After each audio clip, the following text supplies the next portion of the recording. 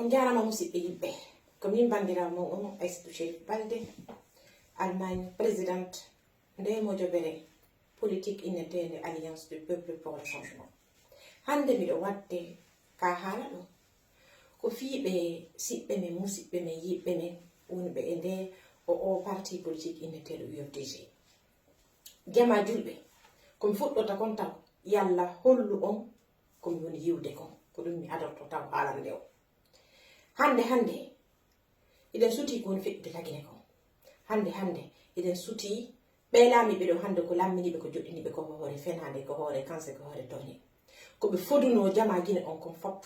fusɓe hunnanali koɓe foduno leydi lagine ni fof fusɓe hunnanali. Joni noon iɗen suti yimɓe wondunoɓe e mouvement ɓe parti politique UFDG ɓen ɓe fof ɓe yalti fayde buyɗe maɓɓe hande changé kan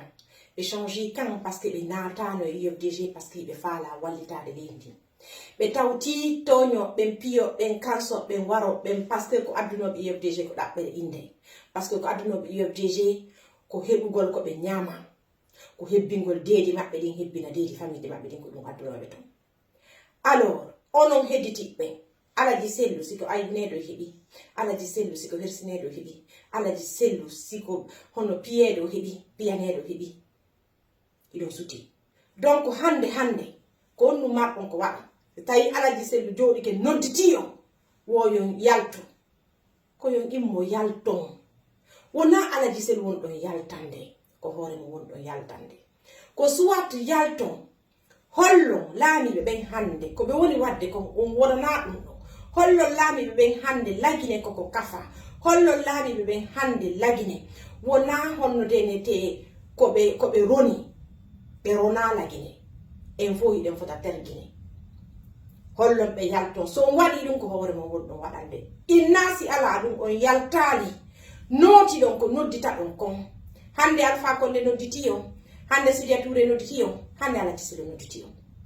soit heɗito ɗon ko Alaji Sellu ko Sidia ko Alpha Condé haali kon yalton jokkon awa otowal ngal pine mum boni ha sala ɗon jokkugol aaden wonɗo e hoore vélo si otowal ngal pine wotere boni so wallitiki mo moƴƴiti pinere nden on hewta e ko fokkiti ɗon tono yaawi suttu so on inni ɗum o on tippata ka oto jokkon jogitiɗo vélo on siwa hewtude iɗon andi hande ngulamo ɗo hande ko hombo supporti ɓe ko français ɓen ko kamɓe annasara ɓen joƴƴinimo ko kamɓe annasara ɓen supporti mo e hoore kanse hierode hoore ton hiɗon andi annasara ɓen si ɓe supportima ɓe supportuma ko par ce que haɗa intérêt maɓɓe no ton ɓe supporta hay e goto ɓe supportata hay e goto kamen fiyo gonga ñiiɗu ɓe supportata goɗɗo fiyo gonga ñiiɓu fiyo gonga haale non ɓe supportata woni par ce que hay si a wari jama ma on fo tant que kamɓe koɓe faala kon hiɓe heɓude e juuɗe maɗa haaji maɓɓe ala ko hedditi kon donc so yii hande hiɓe supportude o laamiɗo ɗo hande Mamadi Doumbouya ko hoore ɗum so jooɗi ko inni wo Alaji Sellu no ka honno denete no yalti mo jooɗi à l'étranger mo woni ɗon yo yaltu onon honno woɓɓe no jooɗi naata noppi mo no nono o nawyi woko joni koɓe nawya ɓen woni e jokkede on ronki ko ɗum ɓe innata wo pourtant Amadou Hampâté Bâ innuno wo en Afrique quand un vieillard brûle c'est une bibliothèque qui meurt quand un vieillard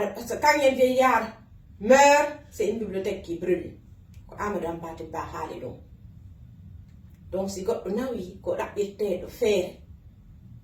goɗɗo nawi ko ɗaɓɓirteɗe laawol ɗaɓɓirteɗo barki donc wattane yila jama UFDG ɓe wonɓe yaltude hande tawanoɓe UFDG hanki ɓe yalta hande yimɓe onon jama fulɓe Fuuta wonɓe ka réseau sociaux ji ɗo on alay famude piiji ɗin hiɗon jooɗi ɗon ƴetti yimɓe supportonɓe ko ɗum woni comportement ɓe supportonɓe tawata ɓe yiɗana o moƴƴere ɓe yiɗana leñolngol moƴƴere ɓeɗana leñolngol ɓantal ɓe yiɗana guine ɓantal ɓe yiɗana guine moƴƴere ko naaji ɓe e politique ma ko joɗɗiniɓe ko réseau sociaux ji ɗo ko fiye ɓe heɓa visibilité wallito ɗon ɓe kella noon ɓe haala ko ɓe faalɗon nande ko kella noon ɓe après ɓe yilto ɓamonɗa ɓe jokka laamu fewndingo ko noon woni lagine o soti blogueur ko woni haalde hande hanki ko noon waɗi ɓen blogueur ɗo yimɓe hande ko woni haalde aka contre mo be retourni hanki ko on wadbe politicien be yimbe hande contre mo be retourni min on non ay tun kala ko gonga woni ko dum wadi so yi feelo ko hono bawuri kansa do mi siportu no bawuri ko Ousmane Gawal kansa mi siportu mo ko foni ke menge hande no kansa mi siportay mo Ami Ba no kansa mi siportay de ala diselu no cancer donc mi supporta ala diselu be préféri classe o vieille classe politique do jokkugol yimbe tagabe arbe natude e politique be sikkude politique ko bes yimbe tawata France no fabrique de be fiye be wonu wo opposant be ngalay France supporti Mamadi Doumbouya dum do no yoni men hamne men fala ka France yu fabrique men opposant do hay goto la Guinée donc pour le moment supporter ko force vive lance appel ko mo lance ko Peni yalte acce si Portugal politicien ko fenade won ko da bugol ko nyama acce si Portugal honno de faux opposant be France woni fabrique de acce si Porto gonga son jokkani gonga kan so yi hande min on ha kibisimi do fala no jokkude fenade harene mi do lami min kadi kono mi do sali jokkude fenade ko gonga mi jokkata fi hondum parce que si mi jokkali gonga kan e foppe yalte la Guinée goto soit yalto manifeston parce que manifesto gol ko droit mo goto droit ko ngenta disandi dum soit yalto manifesto ma on foppe detto lawol Méditerranée hewto ne e Porto hewto do kadi sonja be ar non kadi donc menen me yalte ga on kadi yalte la Guinée modi odo appel wona fi sellu ko fi hore mo wonde go e nder o aduna bi ho gereji gono ton awa ta wonde katere ko ya rekido alpha ko ne la duubi jeli himo extérieur ene on senata hal wol piji gonto alpha ko ne duubi jeli mo extérieur mo combattude donc yo sellu hotu la Guinée wona jallo tedi acce fi yalla donc on militant be yobde jibe faamu be ande be yidan do la Guinée buttu yidan do lañe ngol buttu yalte manifeston wassalam